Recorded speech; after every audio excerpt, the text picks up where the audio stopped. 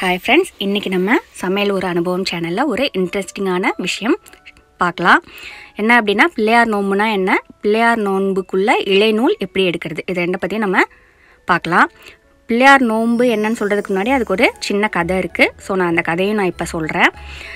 இதை நம்ம ஒரு சின்னதாக க்யூட்டாக அழகான பிள்ளையாரை செஞ்சுட்டே நம்ம இதை பற்றி பேசலாம். பிள்ளையார் நோன்புங்கிறது நகரத்தார் செய்யக்கூடிய ஒரு ஃபங்க்ஷன். அது ஏன் கொண்டாடுறாங்க அப்படின்னா, ரொம்ப காலத்துக்கு முன்னாடி பழங்காலத்தில் நகரத்தார்கள் காவிரி பூம்பட்டினம்ங்கிற ஊரில் இருந்தாங்க. அங்கேருந்து அங்கே உள்ள ஆண்கள் எல்லாம் வாணிபத்துக்காக கடலில் பயணம் செஞ்சாங்க. கடலில் பயணம் செய்யும்போது பயங்கர சூறாவளி காற்று, அவங்களால தொடர்ந்து பயணம் செய்யவே முடியல. அப்போ என்ன பண்ணாங்க அப்படின்னா, நம்ம மரகத விநாயகர்னு ஒரு பிள்ளையாரை வச்சு அதை வச்சு வேண்டி நாங்கள் நல்லபடியாக கரையை சேரணும் அப்படின்னு வேண்டிகிட்டு இருந்தாங்க. அந்த ஒவ்வொரு நாளுக்கும் அவங்க பயணம் பண்ணுற ஒவ்வொரு நாள் கணக்குக்கு தன்னுடைய வேஷ்டியிலிருந்து ஒவ்வொரு நூலாக எடுத்து வச்சுக்கிட்டாங்க. ஸோ அந்த மாதிரி எடுத்து வைக்கும்போது 21 நாள் கழித்து அவங்களுக்கு ஒரு கரை தென்பட்டது. ஸோ இவங்க கிளம்புனது திருக்கார்த்திகை. இவங்க போய் அங்கே ரீச் ஆனது சஷ்டியும் சதயமும் சேர்ந்த ஒரு நாள். அன்னைக்கு தான் நம்ம பிள்ளையார் நோன்பு கொண்டாடுறோம்.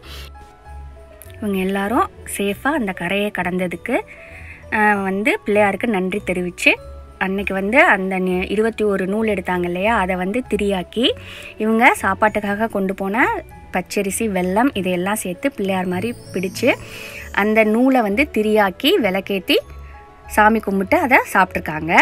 ஸோ இந்த மாதிரி அவங்க பண்ணதுனால அதை வழி வழியாக கடைப்பிடிக்கணும்னு சொல்லி நகரத்தார் இன்றளவும் அதை கொண்டாடிட்டு வராங்க. இது வீட்டில் செஞ்சால் நல்லது, நமக்கு புள்ளி பெருகும்னு சொல்லுவாங்க. ஸோ எந்த நேரத்துலையும் எந்த கஷ்டம் இருந்தாலும் இதை நம்ம கண்டிப்பாக அதை விடாமல் எடுத்தே ஆகணும். இன்னொன்று நம்மளால் மாவு சேர்க்க முடியல, இளநூல்லாம் கொஞ்சம் கஷ்டமாக இருக்குன்னா இளநூல் இப்போ வெளியிலே கிடைக்கிது. மாவு சேர்க்க முடியலனா கூட நீங்கள் வாழைப்பழத்துலேயோ திரட்டுப்பால், ஆலங்காய் எது வேணாலும் எடுக்கலாம். மாவு இப்போ கிடைக்கல அப்படிங்கிறவங்க பேச்சுலர்ஸ் இருக்கிற இடத்துல நம்மளால் செய்ய முடியலங்கிற பட்சத்தில் அவங்க வாழைப்பழத்தில் கூட எடுத்துக்கலாம். ஆனால் எடுக்காமல் மட்டும் இருக்கக்கூடாது. நகரத்தார் வீட்டில் உள்ள எல்லாருமே இதை எடுப்பாங்க. ஸோ இதுதான் நமக்கு பிள்ளையார் நோம்போட கதை. பாருங்கள், நம்மளுடைய டோவில் பிள்ளையாரும் சூப்பராக ஃபினிஷ் ஆகிடுச்சு. அடுத்து நம்ம இளைநூல் எப்படி எடுக்கிறதுங்கிறத நான் சொல்கிறேன். பிள்ளையார் நோன்பு இளைநூல் வேஷ்டி துணியில் எடுக்கணும். காட்டன் வேஷ்டி துணியாக இருந்தால் ரொம்ப பர்ஃபெக்டாக இருக்கும். ஏன்னா நைலான் துணி எடுத்தோன்னா அது விளக்கேற்றும் போது அது அப்படியே உருகிட்டே போகும். ஸோ காட்டன் வேஷ்டி துணி எடுத்துக்கோங்க. எந்த ஷேப்பில் வேணாலும் எடுத்துக்கோங்க. நமக்கு கொஞ்சம் நீளமாக இருந்தால் நல்லது. கரை பக்கம் நம்மளால் எடுக்க முடியாது. ஸோ அந்த பக்கத்தை விட்டுட்டு இன்னொரு பக்கத்தில் எடுத்துக்கலாம். இல்லைன்னா நீங்கள் கரை பக்கத்தை கட் பண்ணிவிட்டு கூட எடுத்துக்கலாம். ஸோ இந்த மாதிரி பக்கத்தில் ஒவ்வொரு நூலாக எடுக்கணும். 21 நாளைக்கு 21 நூல் எடுக்கணும். உங்களுக்கு ஃபஸ்ட்டு ஒரு 2-3 நூல் தான் எடுக்கிறதுக்கு கஷ்டமாக இருக்கும். ஒரு சேஃப்டி பின் வச்சுக்கோங்க, இல்லை குண்டூசி வச்சுக்கோங்க. இந்த ஓரத்துலேருந்து கொஞ்சம் கொஞ்சமாக எடுத்திங்கன்னா உங்களுக்கு நூல் வர ஆரம்பிக்கும். ரொம்ப குட்டி குட்டியாக வர நூலெல்லாம் விட்டுட்டு எது ஃபுல் லென்த்துக்கு நீங்கள் ஸ்டார்ட் பண்ணுற இடத்துலேருந்து எண்டு வரைக்கும் முடியுதோ அந்த மாதிரி லென்த்தில் நூல் எடுத்துக்கலாம்.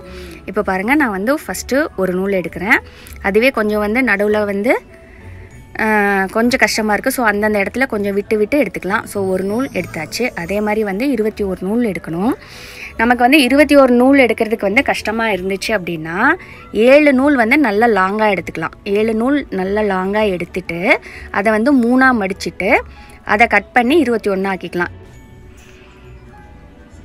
பாருங்கள், 2வது நூலும் அதே மாதிரி மெதுவாக கொஞ்சம் கொஞ்சமாக விட்டு நம்ம எடுத்துக்கலாம். நான் உங்களுக்கு காமிக்கிறதுக்காக சின்ன சைஸாக தான் கட் பண்ணியிருக்கேன் துணியே.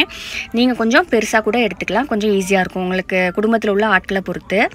ஸோ பாருங்கள், 2 நூல் எடுத்தாச்சு. அதே மாதிரி எல்லா நூலையுமே நம்ம எடுத்துக்கலாம். நான் 21 நூல் எடுக்க போகிறதில்ல, 7 நூல் தான் எடுக்கிறேன். 7 நூல் எடுத்துகிட்டு அதை 3ஆக மடித்து அதை கட் பண்ணி 21 ஆக்கிக்கலாம்.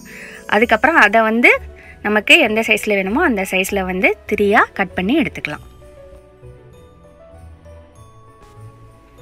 பாருங்கள், நான் 7 நூல் எடுத்துட்டேன். 7 நூலையுமே இந்த மாதிரி சேர்த்து வச்சாச்சு. அதாவது அதோட ஸ்டார்டிங் பொசிஷன் சேமாக இருக்கணும். ஸோ அந்த மாதிரி வச்சாச்சு. உங்களுக்கு முன்னையும் பின்னையுமாக இருந்துச்சு அப்படின்னா நீங்கள் லைட்டாக கட் பண்ணிக்கலாம்.